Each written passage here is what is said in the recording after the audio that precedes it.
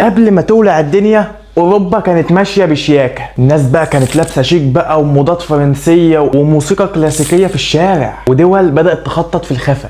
لكن تحت السطح كان في نار بتغلي، تحالفات سريه وكراهيه قديمه وجشع الاستعمار. كل دوله عامله زي اللي شايل سلاحه ومستني اللحظه اللي يلمسه الاول. في 28 يونيو 1914 يوم عادي جدا، الارشيدوك فرانز فردانت ومراته صوفيا راكبين العربيه المكشوفه وماشيين في شوارع سرايفو، وفي نفس اللحظه شاب فرسي عنده 19 سنه اسمه غافيرلو برانسيد واقف في وسط الزحمه ووشه متوتر كانه هيحسم مصير العالم. بوم، رصاصه في دماغ الارشيدوك. بوم، رصاصه في بطن صوفيا. صوت صمت مفاجئ كأن الدنيا بتقف فجأة. الراجل ومراته ماتوا، الدنيا ما عادتش زي الأول. العالم بدأ يتكلم. النمسا قالت لسربيا أنت السبب. سربيا قالت والله ما عملت حاجة. قامت روسيا قالت النمسا اختنا الصغيرة، حد فيكم جرب يلمسها؟ ألمانيا قالت بقى روسيا على جثتنا. فرنسا قالت بقى فرصة نضرب ألمانيا.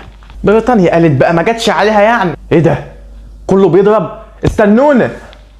وبكده النار الصغيرة بقت نار ملهاش آخر. صوت الجنود بيصرخوا والمدافع بتضرب والطيارات بتلحق. الحرب بدأت رسميا في أغسطس 1914 والعالم اتقسم. قوات الحلفاء فرنسا وبريطانيا وروسيا ضد دول المركز، ألمانيا والنمسا والدولة العثمانية. الناس كانت مفكرة ان الحرب هتخلص في اسبوعين، بس لا، دي كانت بداية 4 سنين من الدم والوحل والجنون.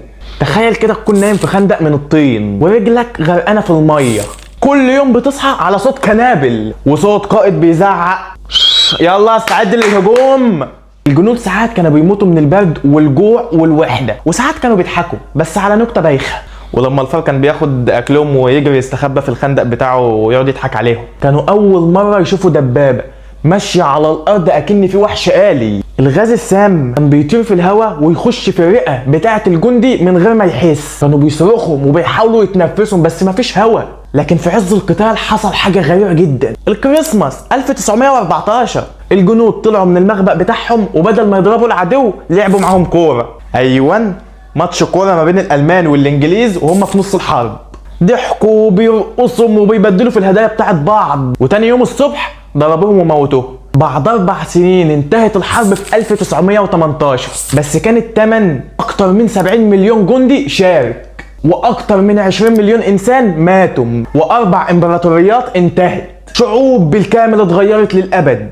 الحرب خلص بس الألم مخلص. واكتر حاجة مرعبة ان الحرب ديت كانت سبب في الحرب اللي بعدها. هتلر كان جندي في الحرب دي، وهو خرج منها غضبان ومليان حقد وبدأ يخطط للحرب التانية أعنف. كل اللي حصل ده بسبب شخص واحد عنده 19 سنة قرر يضرب رصاصة. لكن الحقيقة الرصاصة ديت كانت بس مفتاح. الباب اللي كان وراها كان جاهز يتفتح بقاله سنين، وكل الناس كانت مستنية اللي يفتحه.